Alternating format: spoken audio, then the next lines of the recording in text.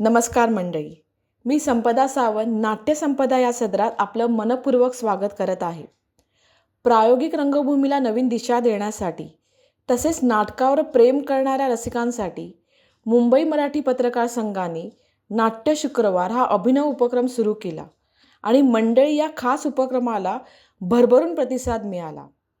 दर महिन्याच्या चौथ्या शुक्रवारी येथे नाटक सादर केलं जातं. या महिन्यात मनाला भिडणारं, थोडं हसवणारं अण्णांची शेवटची इच्छा हे नाटक सादर केलं. चला तर मंडळी, रंगभूमीच्या या प्रवासाला सुरुवात करूया. धन्यवाद स्वामी. फार वेळ घेणार नाही, परंतु या उपक्रमाबद्दल नेहमी आम्ही दोन शब्द प्रेक्षकांशी संवाद साधत असतो आणि तसंच आधी तुमच्याशी 2 मिनिटं मी संवाद साधणार आहे. आता एक हा जो प्रयोग आहे हा या वास्तूला 6वा प्रयोग आहे. 6 महिने कसे झाले आणि 6 प्रयोग कसे झाले आणि खूप छान प्रतिसाद मिळतोय. कल्पना अशी होती की मुंबईमध्ये जी प्रायोगिक रंगभूमी आहे ती पुन्हा जिवंत करावी आणि आम्हाला आनंद वाटतो की पुढच्या नोव्हेंबरपर्यंतच्या नाटकांची नोंद झालेली आहे आणि मला असं वाटतं आहे की प्रायोगिक रंगभूमी जिवंत आहे, कलाकार कला सादर करत आहेत आणि त्यांना एक हक्काचं व्यासपीठ पत्रकारांच्या दालनात हा आमचा अल्पसा प्रयत्न आहे.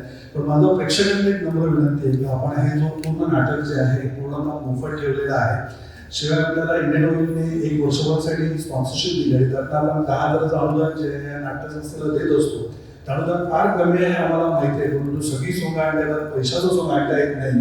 त्यामुळे या नाट्यगृहानंतर एक पेटी ठेवलेली आहे. हा प्रयोग संघानंतर तुम्हाला वाटलं की ही कला काय योग्य आहे तर तुम्ही ऐच्छिक त्याच्यामध्ये देणगी त्याच्यात टाकू शकता. पण मी त्याच्याही पलीकडे जाऊन सांगतो की आज या कला हे जे कलाकार आहेत या रंगमंचावर जे आपली कला सादर करणार आहेत हे पैशाच्या भुकेने नाही, तुमची दाद त्यांना हवी आहे आणि म्हणून ते आज या व्यासपीठावर हे सादर केलं जातं. माझी इथे येणाऱ्या प्रत्येक प्रेक्षकांना विनंती असते की ज्याला आपण म्हणतो ना मल्टी लेवल मॅनेजमेंट असते, तसं आज तुम्ही आलेलात या सभागृहामध्ये.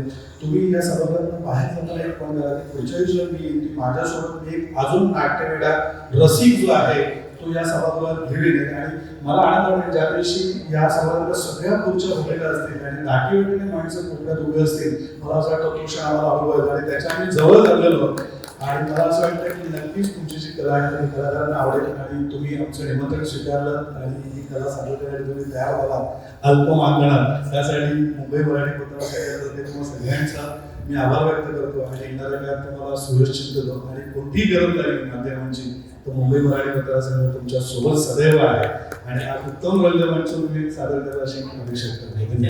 तुमचं नाटक सादर झालं काय सांगता आणि कन्सेप्ट कशी खरं तर मी पत्रकार संघाचे आभार मानेन की आम्हाला संधी त्यांनी दिली प्रयोग करण्यासाठी. आणि हे आपल्या जगण्यातलंच आहे, आपल्या आजूबाजूलाच घडत असतात या घटना सगळे कलेक्ट करून हे नाटक तयार झालं असं मी म्हणेन. कास्टिंग म्हणजे हे ऑलरेडी अकॅडमीमध्ये तयार झालेले कलाकार बाहेर पडलेले स्टुडंट हो. तर हे सर्व अकॅडमीचे विद्यार्थी आहेत बऱ्यापैकी आणि मग आम्ही सगळ्यांनी मिळून एकत्र येऊन काहीतरी आपण नाटक केलं पाहिजे. सगळेजण सिरियल सिनेमा वगैरे असे कामं करत असतात, पण आपण एकत्र येऊन नाटक केलं पाहिजे. आपण नाटकाचं शिक्षण घेतलंय त्या भावनेतून आम्ही एकत्र आलो. मग काय करायचं तर हा विषय माझ्याकडे होता, मग त्यातून आम्ही नाटकाची निर्मिती केली आणि त्याला चांगला प्रतिसाद देत आहेत महाराष्ट्रातून पूर्ण. हा निर्माता जर मिळाला तर आम्ही नक्कीच व्यावसायिकला प्रयत्न करायला हरकत नाही. नाव सांगा आणि हा योग कसा जुळून आला पत्रकार परिषदेमध्ये सादर करण्यासाठी आणि तुमच्या एकंदर भूमिकेबद्दल की अप्रतिम ते पूर्ण असं सलाईन पकडून होता तर लिटरली प्रेक्षकांना वाटतं ते जाऊन यांना मदत करावी म्हणून, पण तरी पण तुमची रिॲक्शन खूप छान होते. नमस्कार, माझं नाव सोमनाथ निंबरकर. विजय ह्या नाटकाचा लेखक दिग्दर्शक. त्यांनी मला एक 5 ते 6 वर्षापूर्वी ही स्क्रिप्ट ऐकवली होती आणि तो म्हणाला की आपलं हे नाटक करायचं आहे आणि त्यात बराच काळ गेला आणि खूप प्रयत्नानंतर मग हे नाटक उभं राहिलं आणि गेल्या वर्षी म्हणजे 2024 ह्या नाटकासाठी मला जी नाट्यगौरवचा सर्वोत्कृष्ट सहाय्यक अभिनेत्याचा पुरस्कार मिळाला ह्या नाटकासाठी. काय सांगणार ते प्रॅक्टिस करते वेळी पण तुम्ही तसंच होता पकडून म्हणजे साधारण किती तास ओव्हरऑल पकडावं लागतं? प्रॅक्टिस म्हणजे 2 तास सलाईन घेऊन उभा असतो आणि खरं तर हात खूप दुखतात पण तीच मजा आहे. हां, म्हणजे प्रॅक्टिस फार त्याची मी केलेली नाही. दुखता दुखता ते ऍक्टिंग करणं म्हणजे मस्त म्हणजे नाही, ऍक्टिंगपेक्षा ते ऍक्च्युली रिअलमध्ये खूप हात दुखतात, कारण ते सोपं नाहीये 2 तास एका हातात सलाईन घेऊन उभं राहणं. तर खूप मजा येते मला नाटक करताना.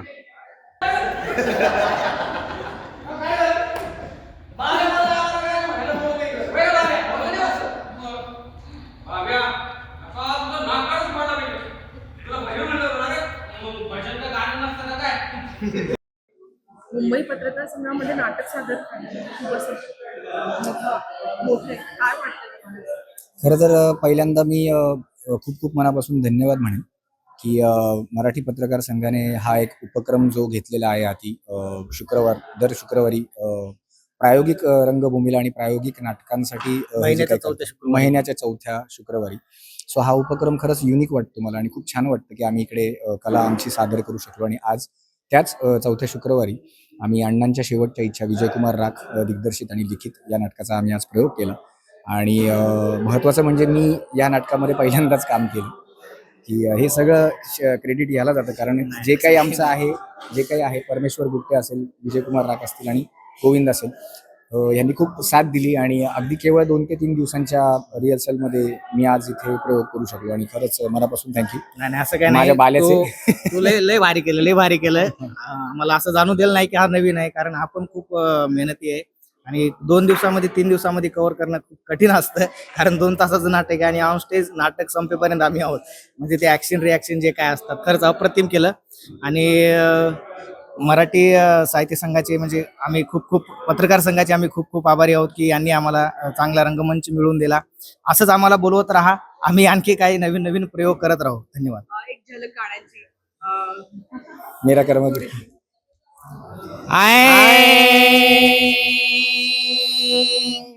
मेरा कर्मा तू, मेरा धर्मा तू, मेरा सब कुछ मैं, मेरा सब कुछ तू